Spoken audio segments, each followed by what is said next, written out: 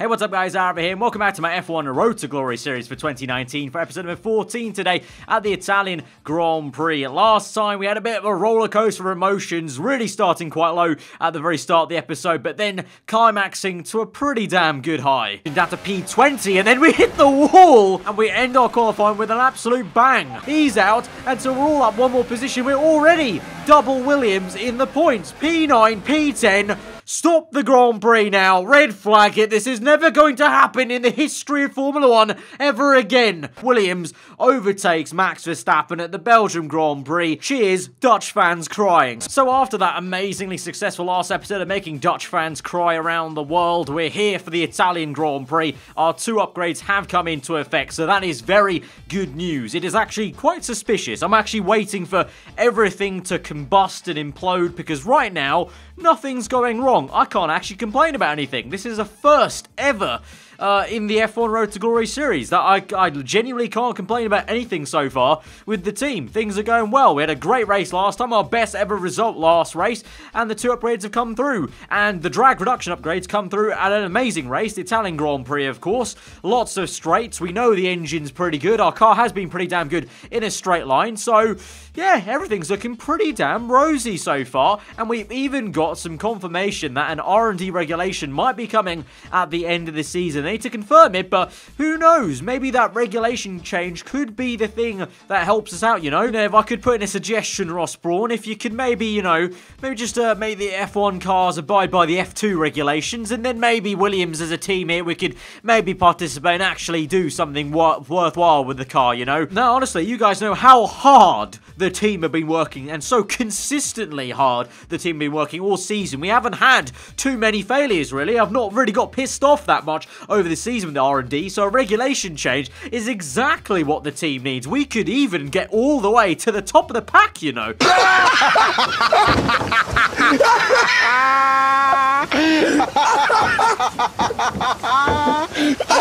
Anyways, moving on from that comical suggestion, because clearly someone slipped something into my porridge this morning, because if I think my team has the ability to move all the way to the top of the table with one regulation change, we move into qualifying here at Monza. Turn 1, not too great. We're down in P19, but hopefully later on in this lap we can try and use some of that engine power. We're still P19 by the time we get to Ascari.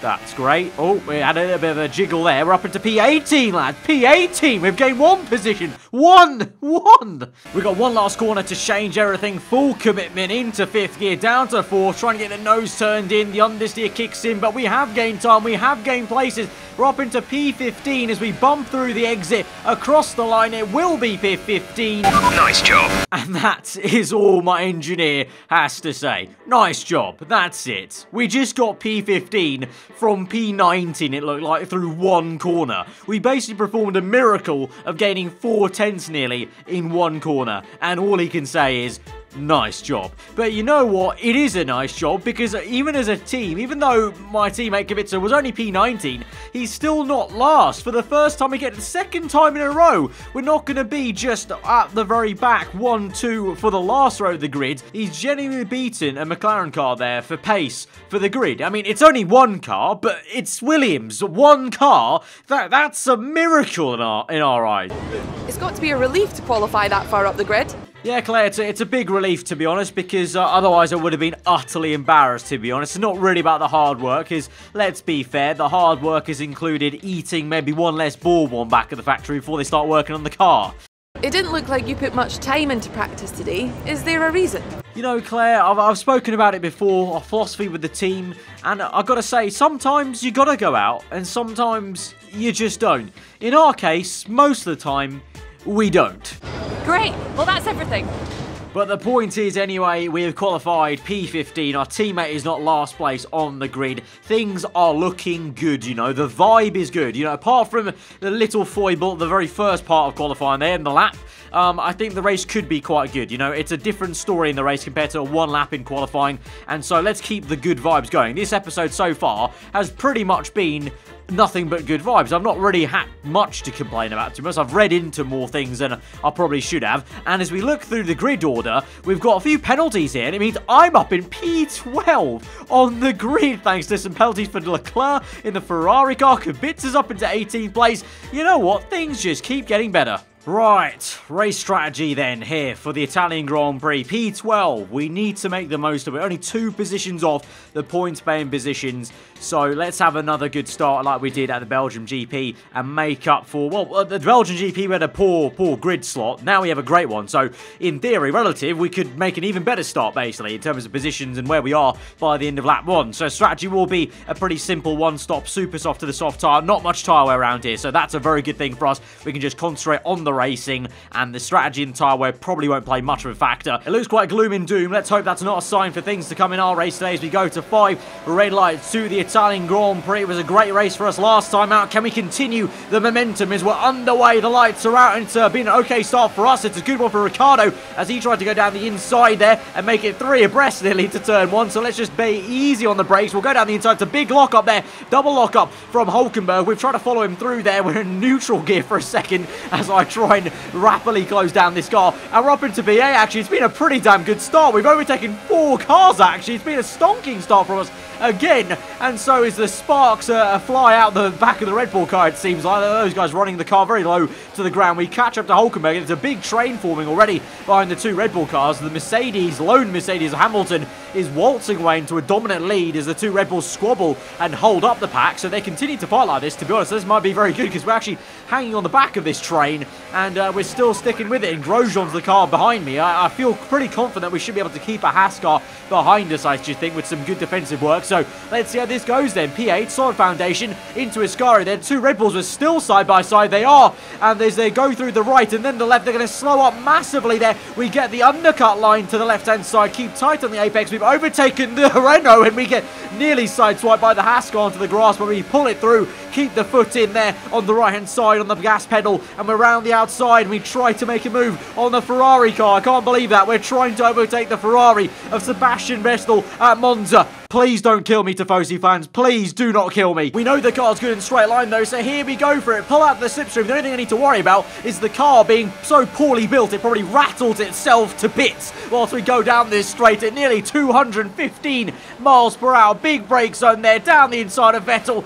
Get to the apex, try and squeeze him in as much as we can. Get the exit, and we've done it. We're ahead of both Ferraris at Monza. Again, please don't kill me, Ferrari fans. But Vettel's got good traction there. He's got the slipstream, so we have to go defensive to the inside there. And up ahead of us, the 2 Red Bulls are still going hammer and tongs side by side. Raikkonen's there. Oh, Verstappen! Verstappen's taken Gasly out. We had to really slam on the brakes there. And Vettel's been very cheeky. I'm pretty sure he overtook us under yellow flags. Did he not, FI? Did he not? Like, what happened to taking pity on the Williams team? You know, the team that needs charity of people DNFing. No? Okay, then. I'm pretty sure Vettel overtook us under yellow flags because I slammed on the brakes to stop a crash happening with Raikkonen, and now Vettel's going for a move on Raikkonen down the inside, and Raikkonen! Oh, Raikkonen's taken Vettel out! The 2 former Ferrari teammates have come to wars, and Raikkonen's, that's karma, Vettel, that's karma! It's like I said at the Hungarian Grand Prix, you know, Brexit means Brexit, get out of F1! I'm not salty whatsoever, I swear, okay, okay, I am a little bit salty. Why did he overtake us on the yellows? Why? And so with that amazing sequence of incidents, somehow,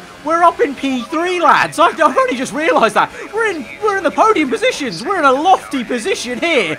We are the highest we've ever been. The highest a Williams car has been for many, many years. Someone check if Claire Williams is okay. Has she had a heart attack? Someone needs to check. But we still need to be careful here. Raikkonen's looking pretty dangerous. That Alfa Romeo racing car, very slippery in a straight line. And Raikkonen is going to come marching through. Here he comes, gaining and gaining. We go defensive again to the left-hand side here. We successfully defend against Vettel. So surely we should be able to fend off the Alfa Romeo racing car. We can do. The debris still there from Gasly's car on the left to remind us of what happened. So 15 runners in this Grand Prix. So again, it's looking like another chaotic and carnage episode here in the Road to Glory series. We're P3 for now, but we battle hard to try and keep it, because Raikkonen again for the second time is on our outside. We squeeze him out though at Parabolica, and we remain in this podium position. We're going to fight for the very end. This is the first time I've been in a position like this where I can legit maybe see myself getting a podium in this absolute sloth pace of a car that's been made with blue tack, Pristic, and I'm pretty sure just some wishful thinking. I'm pretty sure the Williams engineers have missed off some nuts and bolts somewhere, and I've just thought, you know what, it's probably okay if we're missing A1 bolt from the corner B1. It's like when you make a desk from IKEA and you have a bolt left over, you hope that everything will be fine, because you don't know where honestly the bolt goes, and you just gotta pray it's not integral to the entire structural nature of the desk you've made. Yes, I'm comparing a Williams F1 car to a desk, because you know what, a desk is probably going to be more complex than a Williams F1 car. And what's going to help out our seemingly now IKEA desk on wheels is the fact that the cars behind us are fighting hammer and tong. You've got 2x2 there, the Racing Point car on the Haas. Look at that, nearly 4 wide there. The two Alfa Romeo cars getting frosty with the Toro Rosso. And look at that, it's Kubica with the lock-up down the inside. He's made a double pass, maybe even a triple pass there. The man, the myth, the legend, our teammate. He nearly had a great race last time before he got absolutely twatted off the road there at the end of the Kemmel Straight. This time he's looking pretty good. I think he's in the points, I want to say. I think, if I count correctly, I think he's just about in the points-paying positions here.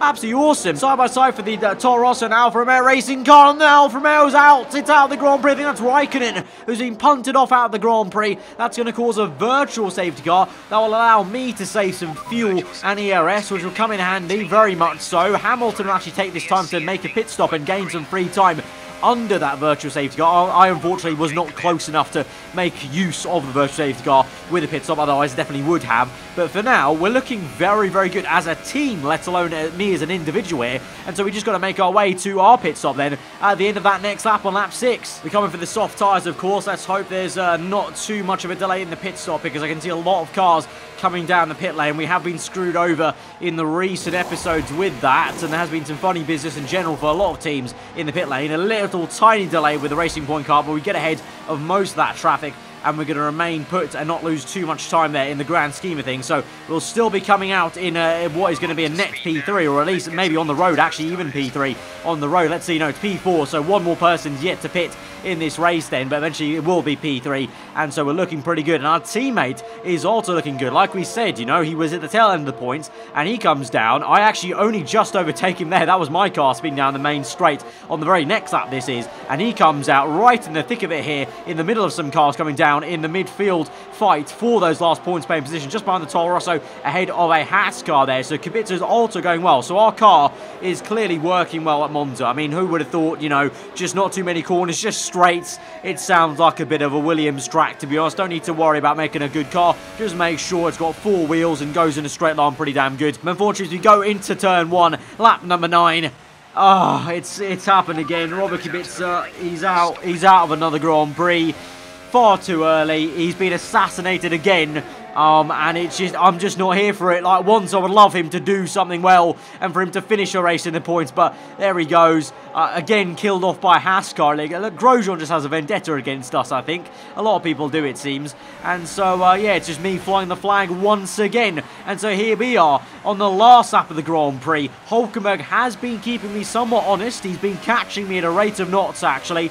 As you would imagine, with the Renault car being a lot better than the Williams, but we've just about been able to keep on the pace enough where he's not caught us up fully, and so we come through the last few corners in the last sector here. Lewis Hamilton crosses the line to win the Italian Grand Prix, but let's be fair, no one is going to care about the race winner. No one is going to care about Max Verstappen, because everyone will be in shock, in awe, disarray. Their jaws will be dropped to the floor because a Williams car, the desk coloured like a toothpaste, on wheels, made with Pristic and blue tack, running on goodwill and living in the past, is about to come home for its first podium in a long while. This is a landmark in the Road to Glory series in 2019. It's our first ever podium for the 2019 season. Okay, good job, mate. Really well done. That was a fantastic drive.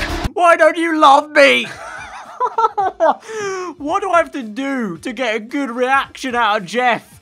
We just got a podium in this car. A podium in the Williams car. And you don't even sound that excited, mate. You just sound like we've got some standard points, mate. We got on the podium, top 3. We get some champagne to celebrate. I bet half the factory's forgotten what champagne's like. We're only allowed Lidl brand sparkling juice in the back of the factory so far since 2012. Come on! Great work out there today. How do you think it went? You really cut your way through the field today. What was your strategy?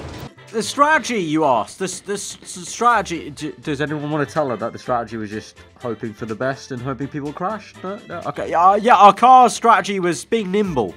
Everything went your way today. It looked like you had a really good strategy for the race. Claire, I'm pretty sure you just asked this exact question before. Is someone checking Claire? Is she okay? Is she okay? Your team must be ecstatic with how you're performing. Oh, I'm sure the team's ecstatic. They'll be buying many M&S Bourbons and not that Aldi stuff. And like I said, many of them have never even tasted champagne in their lives. So I'm sure that'll be a real excellence for them. Oh, and as well as the smiles, I guess. You left a lot of paint on the walls today. Were you struggling for grip, or did you just misjudge some corners? Paint on the walls. Yeah, actually, our car actually does this really clever thing where it shaves off paint chips off its own coat of paint to save weight. That's actually coveted secret Williams performance feature. Great. Well, that's everything. Podium sitters here in this Road to Glory series now. How do you like that? We're sitting pretty in P10 in the Drivers' Chapter. We're in the top 10.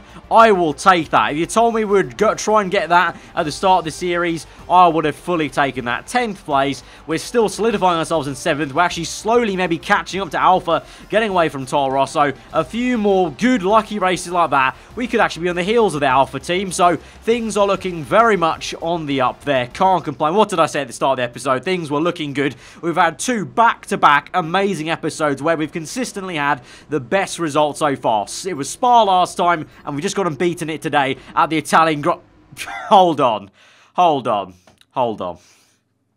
We've just got an extra 500 R&D points for scoring 5 Drivers' Championship points. 5 Drivers' Championship points. 5. The low expectations and bar that this team sets me never fails to surprise me and shock me. 5, we've just got 15 points for a podium, and you guys were impressed with 5 Drivers' Championship points. 5. Oh my god. Not complaining too much though. That's an extra 500 points to spend on the R&D. So we're going to go ahead and buy another drag reduction update because 1, it worked really well this episode, and also we need to continue on to try and unlock the rest of this aero tree in Williams. Unfortunately, it's quite annoying. We have to drill down to the drag side of things to unlock any more downforce upgrades there at the bottom of the tree. And we're also going to go for a, well, I would have gone for something else actually, but I didn't go for anything else because I couldn't afford anything else, at least not meaningfully. So I just left it at that, just a drag update. We'll wait for more updates after the Singapore Grand Prix, maybe, if we get enough R&D points there. But for this one, guys, the best results so far in the series, our first podium of the series in the Williams car. Guys, be sure to smash that like button, because if that doesn't deserve one, I don't know what will in the Road to Glory series, to be honest. Let me know what you thought in the comments below. If you are new around here, do subscribe for weekly Formula 1 content. I've been Aarava. I'm just today. I'll see you guys next time. Goodbye.